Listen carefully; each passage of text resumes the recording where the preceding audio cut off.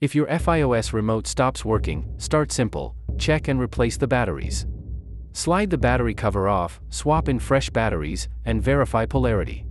Power cycle the Fios set-top box, unplug the power, wait 10 seconds, then plug it back in. After the box restarts, test the remote. If it still fails, try repairing next. To repair, press and hold your remote's pairing buttons until the LED blinks, then follow the on-screen prompts. If pairing fails, reset the remote by removing batteries for 30 seconds, then reinsert and attempt pairing again. Identify your remote. IR remotes need line of sight, Bluetooth remotes connect wirelessly to the box.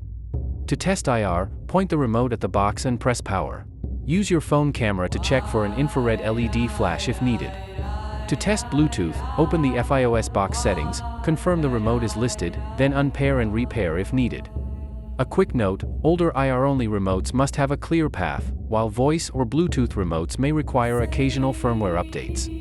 Quick checklist: replace batteries, power cycle the box, repair the remote, perform a reset, and test IR versus Bluetooth.